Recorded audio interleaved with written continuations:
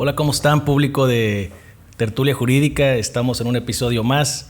Contamos en esta ocasión con una invitada muy especial, que es la doctora Paula María García Villegas Sánchez Cordero.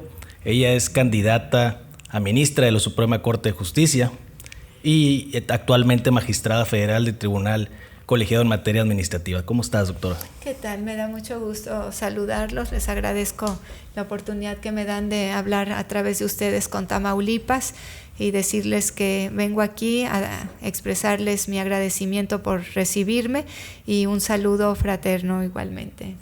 Gracias. A nuestra derecha extrema tenemos a... No ideológicamente. No ideológicamente, sino de lugar. Sí. Tenemos a el multiconocido Miguel Domínguez y director y conductor de Tertulia en Expreso también. Hola, gracias Arnoldo. Doctora, bienvenida a Tamaulipas primero y bueno, gracias por estar en este espacio. Gracias a ti, Miguel. Gracias. Bueno, doctora, pues quisiéramos iniciar que le cuentes al público que nos ve ¿por qué tu intención de ser ministra? ¿Qué te motivó? Sabemos que tienes una amplia carrera jurisdiccional, sabemos que tienes una amplia carrera catedrática también, tu apasionamiento por los derechos fundamentales. Antes de esto pudimos observar una cátedra de más o menos las pasiones en el derecho que tienes, como los derechos de tercera generación, derechos fundamentales. Dile al público ¿por qué quieres ser ministra de la Corte? Porque sé trabajar, sé servir, igualmente lo hago bien. Tengo productividad sumamente alta y sobre todo una pasión por la justicia, por abrir camino. Ha sido un trayecto de vida amplio de 28 años, de 14 como juzgadora, con caídas y con levantadas, con alegrías por haber abierto camino en derechos fundamentales, en fortalecimiento institucional.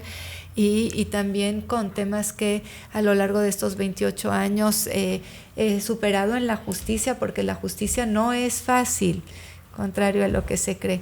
Tienes que saber, tienes que conocer las leyes, tienes que saber cómo manejar un expediente, tienes que saber qué hacer, qué es lo mejor que haces para tu país, para la sociedad, para las personas justiciables, y tienes que ir abriendo camino. Yo soy una mujer que fortalece a las instituciones, que fortalece la credibilidad del sistema de impartición de justicia, porque lo que hago es trabajar y hacerlo bien. Eso es lo que hago, y además pues tengo ese objetivo de dejar un país mejor, de dejar un México estable, un México que sea referencia en términos de las sentencias, y porque estoy probada, lo he hecho en el pasado. Ahí están todas las sentencias, ahí están las tesis de jurisprudencia en el Semanario Judicial de la Federación, que puedes revisar y puedes ver que mi criterio ha sido consistente, congruente, objetivo, imparcial, independiente, y así voy a seguir siendo. Yo tengo ya un camino recorrido en eso, y voy a seguir con esa línea. Puedo hacer por mi país, si las circunstancias me lo permiten, lo que he venido haciendo en un nivel más pequeño. Doctora, hemos dicho mucho en este podcast que esta elección es muy particular. De entrada, bueno, porque es inédita, es la primera vez que ocurre. Y segundo, porque es un tema complejo. El Poder Judicial históricamente se ha mantenido como muy apartado de la sociedad, ¿no? Como muy alejado. Entonces, bueno, parte de su labor como candidatos y un poco también de la nuestra como medios de comunicación es primero explicar de qué va esta elección. Un poco también explicar de qué trata el Poder Judicial, qué puede hacer el Poder Judicial. En su caso concreto, yo quisiera preguntarle, ¿qué puede hacer usted como ministra de la Corte? De esto que ya nos comentó, de sus aspiraciones, en lo concreto, ¿a qué se puede llegar desde la Suprema Corte de Justicia? Mira, Miguel, la Corte hace las veces de tribunal constitucional en el país desde las reformas de 1994, que conoces, que entraron en vigor en 95, y un tribunal constitucional, por un lado, define la interpretación constitucional como una norma suprema viva. Tú tienes que ir recogiendo los cambios sociales, las demandas sociales, la interpretación que va respondiendo a esos cambios naturales que hay en términos generacionales para que se mantenga como una constitución viva. De lo contrario, va a haber un distanciamiento entre interpretación interpretaciones que son interpretaciones pasadas a la norma suprema, a la constitución política y una realidad. Entonces, el primer aspecto es aquel en donde las interpretaciones constitucionales deben de responder y obedecer a la realidad cambiante. Segundo aspecto, Miguel, de un tribunal constitucional, extender los derechos fundamentales para que estos sean todos los derechos para todas las personas, sin distinción. ¿Cuáles en particular? Cuando menos a mí, los que he manejado históricamente, los derechos económicos, sociales, culturales y ambientales, el principio de igualdad y no discriminación en relación con cualquiera otro de estos postulados, porque hay principio de interés superior de la niñez, el principio pro persona, el principio pro ambiente, el principio pro operario, el principio de presunción de inocencia y todo el resto de los derechos humanos y fundamentales. Haz una, como yo digo, una revista a los primeros 28 artículos y vas a pasar por derecho a la educación pública de calidad, libertad de expresión, libertad de cátedra, libertad de tránsito, derecho a la protección de la salud, derecho a la cultura, al agua, a la alimentación, que es una de las últimas reformas apenas del mes pasado, suficiente y de calidad. Y así te puedes ir por cualquier derecho al trabajo, sin duda alguna. Entonces, eso es lo que hace un tribunal constitucional e igualmente resuelve los conflictos entre poderes públicos, entre municipios entre sí, municipios con una entidad federativa, dos entidades federativas, cualquier poder público federal, y hacer lo mejor para el fortalecimiento institucional. Y además, el tercer gran rubro que hace un tribunal constitucional en sus funciones es analizar la constitucionalidad de normas generales a través de sujetos legitimados, que pueden ser minorías parlamentarias o aquellos que están contemplados en el artículo 105 constitucional. Y ahí termino, porque se podría extender a toda una clase o todo un semestre académico la respuesta. No, la verdad es que abrió un abanico de temas que ojalá pudiéramos tener mejor todo el día para platicar, si no, uno que le guste los mismos temas. Sí. Pero me quiero regresar un poco antes de hacer pregunta específica. 3 comités de evaluación. Tú te inscribiste a los 3 comités, a 2 comités. ¿Cuál fue tu proceso? Cuéntanos cómo sentiste el proceso. Cuéntanos cómo decíamos al inicio, fue algo nuevo para ti, para todas las personas que se inscribieron, que pasaron el proceso. ¿Cómo lo sentiste? ¿En qué comité quedaste? Dinos de una vez al público qué número qué color de boleta, sí, número, etcétera. Los espero el 1 de junio en la boleta moradito claro, lila, con el número 12. Y mi nombre es Paula María García Villegas Sánchez Cordero. Tengo el nombre más largo en toda la boleta. Ahí voy a estar para servirles y créanme que no se van a arrepentir. Yo sé trabajar y mi trabajo está ya aprobado, como lo comenté en la primera pregunta. Mi objetivo de vida es que la sociedad mexicana y el pueblo de México en general sientan siempre que estamos para servirles y que no se sientan desilusionados. ¿Y tu proceso en los comités? Me inscribí a los 3 comités, presenté mis documentos en ambos, finalmente quedé por el Poder Judicial. Conocen ustedes bien cómo estuvo este trayecto hasta llegar a la boleta, y estoy en la boleta en este momento. ¿Cómo has sentido estos casi 2 semanas de campaña? ¿Cómo calificarías el proceso? Sí, es particular, nunca lo había vivido. En los 28 años que llevaba trabajando es la primera vez que salgo a la arena pública y me parece interesante, estoy aprendiendo mucho.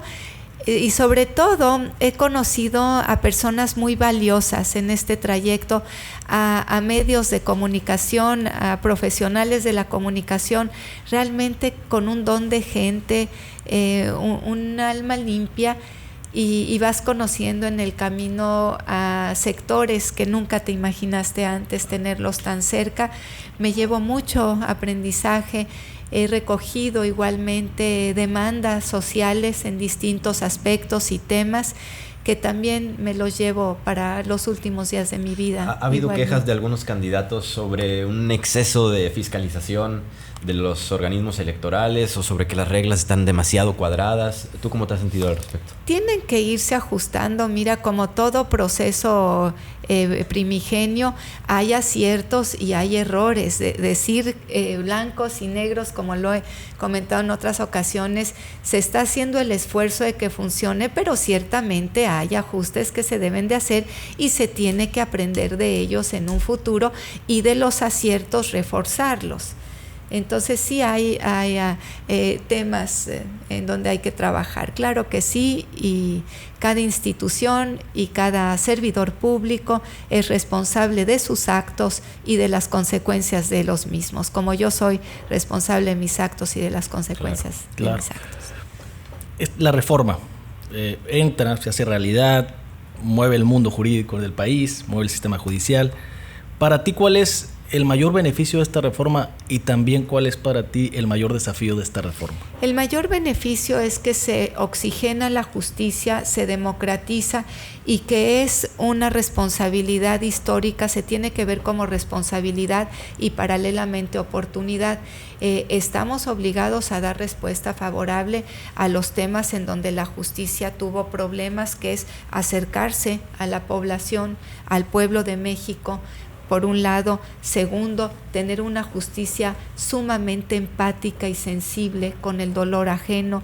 Tercero, evitar los sobreseimientos causales de improcedencia que difícilmente se comprenden y resolver el fondo sobre la forma y ser expeditos. Entonces, estas son algunas de las ventajas que solamente si se eligen a los mejores candidatos y candidatas van a llegar a buen término. La persona, y tú lo sabes porque estás en la justicia también, la persona del juzgador hace la diferencia. 100%. Puede fortalecer a la institución, pasar neutral o debilitarla.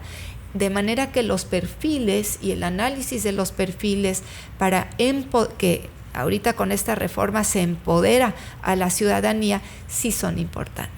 Doctora, en los últimos, quizás ya más de una década, la Suprema Corte de Justicia se volvió muy mediática porque, esta es mi apreciación, me corregirán si estoy mal, la coyuntura política del país llevó a que muchos casos llegaran hasta el extremo de que los tuviera que definir la Suprema Corte. En el caso de Tamaulipas lo vivimos recientemente con casos que afectaban mucho al Estado para bien o para mal. ¿Cuál es tu opinión de la Suprema Corte de Justicia de la Nación en los últimos años, de su actuación? No es nuevo esto. La Corte en 1995, que fue la época de oro de la Suprema Corte de Justicia de la Nación en la novena época, resolvió casos como el de Aguas Blancas, por ejemplo, la matanza de Aguas Blancas en el estado de Guerrero, como lo de la guardería ABC y como muchos conflictos entre poderes públicos. Esto no es nuevo. Lo que sí es nuevo es la forma en la que se resuelve. Cada ministro y ministra tiene que ver los alcances de sus sentencias. Si las sentencias no son justas, se cuestionan socialmente. Si no legitiman a la institución, la debilitan igualmente y no se cumplen. La Corte Suprema Norteamericana tuvo un periodo en donde sus sentencias se cuestionaban y no se cumplían, con el caso de la población indígena cherokee y con el caso de la esclavitud también en los Estados Unidos. Nosotros tenemos que fortalecer a la institución del sistema de impartición de justicia, Miguel, con sentencias justas y sentencias con las que la credibilidad social fortalezca a el sistema de impartición de justicia que me han dicho, ¿no? Es que mis jueces, mis magistrados, claro que sí, es su justicia, sin duda. No, ahorita hace rato mencionaste algo que a mí en particular me apasiona, que es la parte del 17, la justicia de fondo sobre la forma. Has sido juzgadora de distrito, eres magistrada de colegiado en materia administrativa. Y ¿Cómo ves esta situación de una práctica que es usual, que no es general, pero que es usual, me refiero porque sí se da en diferentes partes del país, tanto en salas de tribunales estatales como en colegiados o tribunales de apelación en materia federal? El exceso de reposiciones de procedimiento. No, pues ¿cómo quieres que lo veas si soy juzgadora de fondo y soy juzgadora garantista? Entonces, ¿qué harías tú ya como ministra sobre ese tema? Digo, ¿se apasionarías en el pleno? Absoluta. Bueno, tienes que guardar la compostura, desde luego, de investidura de juzgador. No, explicándole a Miguel que se queda con... Es resolver el fondo, resolver, porque... Yo sí soy una juzgadora que internalizo mi función. Me emociono ciertamente cuando abro camino, cuando eso es bueno, porque sin pasión, pues no. Absolutamente. Y también lo sabes, sí, ¿no? Sí. Absolutamente apasionada de mi trabajo, abro mucho camino. Lo he podido hacer hasta ahorita porque las circunstancias y el contexto en el que me he desenvuelto lo permiten, y yo esperaría que de llegar a la Corte esa cordialidad, esa, como yo digo, no tiene nada que ver con el dinero, pero tiene que haber base de decencia para que exista un diálogo constructivo en el máximo tribunal entre sus miembros y seamos ejemplo de lo que es poder tener criterios distintos, pero un respeto absoluto a las ideas que no se comparten. Entonces, partiendo de esa base, si es que llego al cargo de ministra, dependerá mucho de un contexto y de un respeto que se tiene que dar en el máximo tribunal del país. Doctora, el gran cuestionamiento a esta reforma y a lo que ahora estamos viviendo, a este proceso de elección, la gran crítica de la oposición, de quienes se opusieron, dicen, la Suprema Corte de Justicia de la Nación se está acomodando para estar a modo del régimen de Morena o de la Cuarta Transformación o del gobierno federal. ¿Qué responderías a eso? ¿Tú ves ese riesgo o no? Mira, yo lo que puedo responder es cómo me comporto yo. Nuevamente, como juzgadora, hablo desde el ámbito de mi desempeño por casi 3 décadas. Es un mandato constitucional ser independiente, autónomo, imparcial, objetivo y que la justicia sea expedita. No es si quieres serlo, lo eres, y si quieres no serlo, no. El poder reformador de la Constitución ordena a los juzgadores federales y locales en todas las instancias que sean independientes e imparciales. Por eso dos puntos. Y nuevamente, en la justicia todavía el factor humano es quien hace la diferencia. No hemos sido hasta este momento sustituidos por la inteligencia artificial ni tampoco por las tecnologías de la información hasta ahorita. Todavía las tecnologías de la información en la justicia se utilizan como herramienta para ayudar el buen manejo de un expediente, de ver precedentes y de facilitar la vida laboral. Y en este momento, en consecuencia, las personas juzgadoras son quienes definen el margen de actuación y el respeto, cada una de ellas, a la Constitución. ¿Qué hago yo?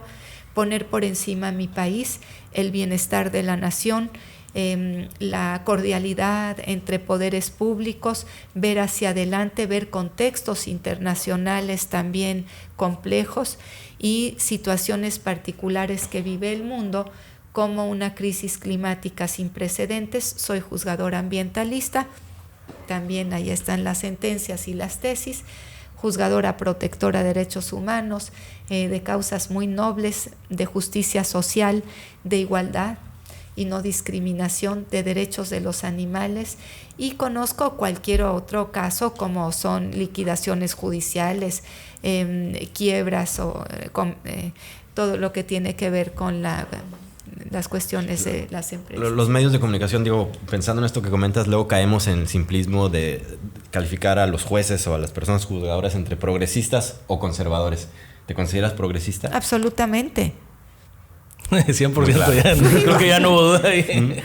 Absolutamente, desde luego que sí, tomo el marco de derechos humanos para resolver mis asuntos y soy una juzgadora, valga la redundancia, con perspectiva de justicia. Resuelvo. Claro. Todo lo que se le demandó a la justicia que derivó en esta reforma constitucional, lo hacía y chocaba en ese sentido. Claro que soy progresista y garantista. Muy bien. Excelente. Ahorita que hablabas de creo que aquí y en tu plática también nos dejó claro de que te interesan mucho los derechos ambientales. Sí. Como parte de estos derechos fundamentales que llaman algunos juristas como la tercera generación de derecho fundamental, ¿no? También observé en tu currículum que tienes especialidad o pericia en tema de competencia económica o cuestión económica. ¿Cuál sería, ahorita Miguel platicaba algo que es muy cierto, o sea, el papel de la Corte en un Estado democrático? Pues es el último árbitro, al final, con sus resoluciones en conjunto del Pleno de la Suprema Corte, toman directrices que desembocan social o políticamente en un país. ¿Cuál sería, desde tu punto de vista progresista y protectora de los derechos de los derechos de la tercera generación, como medio ambiente, comunidades indígenas, flora, fauna, cultura, etcétera, y lo mucho que se ha discutido en los intereses económicos, ¿no?, dentro de un país, que también son una parte importante para el desarrollo de un país? ¿Cuál sería o cuál es tu visión para ti ya vamos a verlo de esa manera sentada como ministra? Mira, el crecimiento económico tiene que ser sostenible. Si no es sostenible, entonces estamos destinados a que toda forma de vida se pierda en el planeta Tierra. Se debe respetar 4 fundamentales acuerdos y convenios internacionales que tienen que ver con el medio ambiente. El Acuerdo de París, que obliga a los estados firmantes y que ratificaron este acuerdo que no aumente la temperatura global en más de 1.5 grados centígrados en promedio, porque se acaba toda forma de vida. El Acuerdo de Escazú, que está relacionado con el acceso a la información en materia ambiental. De todo ya tengo temas en las sentencias. Con el Acuerdo de Escazú, a pesar de que se firmó apenas hace unos años, se ratificó por el Estado mexicano. Yo había trabajado en sentencias desde 2013 con acceso a la información. Muy distinta, mi justicia ha sido siempre. En el ámbito jurídico me conocen y conocen la forma en la que resuelvo asuntos. Y también la Convención de Río de Janeiro de 1992. Entonces sí tiene que haber crecimiento económico, pero sostenible y basado en una economía circular. Doctora, eres hija de la ministra Olga Sánchez Cordero, no estoy diciendo ningún secreto. ¿Qué tanto pesa eso, aparte de también exsecretaria de Gobernación, qué tanto pesa eso en tu decisión de ser candidata a la Corte y en tu formación? En mi decisión de trabajar, de ser candidata, tengo una vida propia, tengo decisiones propias igualmente y un proyecto de vida individual. Una vez dicho eso, en la forma en la que se rige mi vida personal, a mi madre le debo todo, le debo desde mi vida.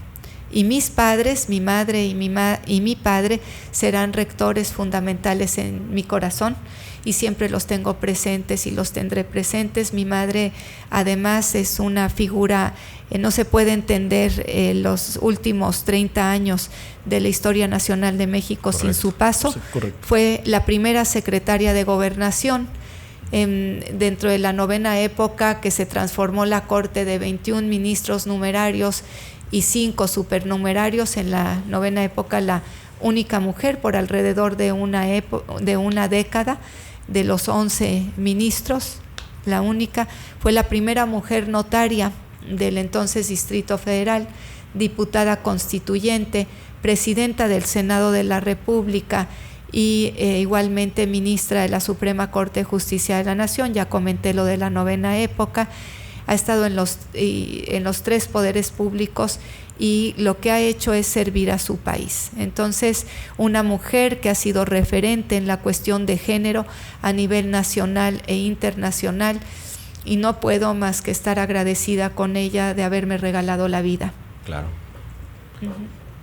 Bueno, doctora, vamos a hacer una última pregunta, Miguel y yo. Y una mujer enormemente sencilla, enormemente generosa y particularmente bondadosa, que ha trabajado y ha puesto el interés de la nación por encima de cualquier otro interés. Y abanderada de las causas progresistas que mencionamos. Vamos para allá, claro, vamos para allá. Sí. Tenemos una última participación. Perdón, y esto es un comentario mío, incluso en momentos en los que al interior de Morena privaba cierto conservadurismo, siempre fue una voz, o siempre ha sido una voz valiente. Y en el parte de los que nos gusta el mundo jurídico, la verdad es que hubo criterios muy interesantes progresistas desde su ponencia. Dejó mucho legado como ministra de la Suprema Corte de Justicia de la Nación, sentencias y criterios jurisprudenciales que aún hoy, en 2025, son referencia. Claro. Excelente. Ahorita que ya abrimos un poco el tema de tu historia, de tu individualidad, que está muy, muy probada, tu currículum, platicábamos hace rato de la experiencia, eres especialista en materia administrativa. Yo lo explicaba a Miguel y a otro amigo que fuera del mundo jurídico, pues son los criterios que establecen el tema del medio ambiente, el tema de los permisos administrativos, etcétera. Es una materia muy amplia. Hubo una tarea pendiente que se quedó desde el sexenio pasado, o algunas tareas pendientes de índoles progresistas. La entonces senadora, la exministra Sánchez Cordero, lo mencionábamos, había presentado un proyecto que regulaba el tema del cannabis, ¿ya? Hubo otros temas pendientes también, que el tema del matrimonio homosexual, el tema de la adopción, etc. Hay temas como que en la agenda legislativa quedaron pendientes, pero que sin embargo criterios jurisdiccionales ya han establecido esa libertad, ese derecho fundamental, la personalidad, etcétera. ¿Tú cómo ves esto ya en la, yo creo que inminente nueva 12ª época de la sala, que se va a aprovechar seguramente en esta nueva integración de la Corte? ¿Cómo ves que seguirá siendo el camino? Porque si bien es cierto, hay un principio de seguridad jurídica que se trata de respetar los precedentes, también una nueva integración colegiada y más tan significativa como esta, pues habrá una nueva serie de nuevas reflexiones, ¿no? Por así decirlo, sobre estos temas de índole progresista. ¿Cuál es tu opinión o cómo sería tu postura? Sí, también he pensado en eso. Claro que hay una expectativa de quiénes van a quedar en el cargo van a jurar, guardar y guardar la Constitución. Exacto. Desde la posición de ministras y ministros de la Corte. Y como lo comenté en la primera pregunta, tienen que estar a la altura para dar esta respuesta que exige la sociedad mexicana. Ahora, la Corte, aun cuando va a haber una nueva época, se tiene que basar en los precedentes anteriores o tiene que tomar nuevas reflexiones. Lo conoces también, hay una declaratoria general de inconstitucionalidad por lo que hace al cannabis. Esta institución jurídica está contemplada en la Constitución y en la Ley de Amparo, y por lo que hace al uso lúdico de la marihuana ya está definido por la Corte. Habrá que determinar si ese criterio va a continuar o no, pero en este momento es jurisprudencia. Uh-huh. Y el precedente en las reformas que se hicieron, que se publicaron en 2021, se dice: si vas a cambiar el precedente, tienes que dar la explicación de por qué lo cambias. Y ni siquiera habla como es una nueva época, entonces vas a dejar toda la historia de una institución atrás. Cada nueva época es un paradigma, es un parteaguas. Esta en particular fue porque hubo una falta de acercamiento a la población más pobre, porque la justicia empezó a separarse del pueblo de México, porque la justicia empezó a ser demasiado técnica y se tardaba mucho en emitir, y entonces fue separando hasta que se dio esta reforma. Hay canales en los que se recogen los cambios. Uno de ellos es con el Poder Reformador de la Constitución, que es el que tomó el curso el caso de México. Entonces, eso te puedo responder sobre a lo que me dices del uso lúdico del cannabis, de la marihuana, que en términos de justicia. Lo que haga otro poder público, si justamente uno de los argumentos es que cada uno esté dentro del ámbito y competencia y se respeten a los poderes públicos, pues yo respetaré al poder legislativo y sin duda alguna también a las políticas públicas de la doctora Claudia Sheinbaum Pardo, primera presidenta mujer, y nos debe de dar enorme orgullo que tengamos una presidenta mexicana mujer. Claro. Ya lo dije en femenino, científica y de la altura que tiene la doctora Claudia Sheinbaum Pardo. Doctora, de quien me siento orgullosísima como mexicana. Sí, la verdad es que nosotros en las tertulias hemos hablado de eso y es grato, ¿no? Es grato. Y que además se está convirtiendo en un referente a nivel mundial, internacional. Sí, es correcto. Es correcto, un referente internacional es la doctora, y la doctora Claudia Sheinbaum, y tenemos que estar a esa altura los otros poderes públicos. Doctora, ya la última de mi parte para despedirnos. La otra gran duda en torno a esta elección es la participación ciudadana, el nivel de participación que se va a alcanzar. ¿Cuál es su expectativa o qué le pediría a la ciudadanía para que se acerque a las urnas? Que sepan que el poder está en ustedes, que es la primera elección y por lo tanto histórica. Participen y sean parte de la historia y que se den cuenta que está el balón de ese lado de la cancha, del de ustedes, para que decidan quiénes vamos a ocupar los cargos. Yo le decía, llevo 14 años como juzgadora, 28 en el Poder Judicial, alrededor de 25,000 sentencias, 127% de productividad, 99.26 o 29 puntos en mi cambio de adscripción y una vida dedicada al servicio. Eso puedo decir. Número 12 en la boleta morada para ministra de la Corte. Muy bien. No, pues los indicadores hablan, ¿no? Ya lo expresó aquí la magistrada candidata a ministra. Pues te agradecemos. Yo me quedo con esa parte, con esa reflexión final que me gustó. Bueno, así la interpreté, no voy a decir capaz de corrige. No, yo no dije eso. Candidata, sí, yo nunca. Pero que sí, o sea, el equilibrio que veo en tu visión de la justicia entre el tecnicismo excesivo, se vuelve frívolo la justicia, y también la polarización de no respetar las formas, pues se pierde el Estado democrático de derecho. El equilibrio de acercamiento de la justicia, pero respetando siempre la Constitución y las leyes, ¿verdad? Es correcto. No, te agradezco mucho en lo particular y de parte de la tertulia jurídica del Grupo de Editores por tu participación, y pues la mejor de las suertes en este proceso y el 1 de junio. Ahí nos vemos. Gracias, doctora, por participar. Al contrario, un placer. Y buena suerte en esta campaña. Te agradezco. Gracias. Muchas gracias.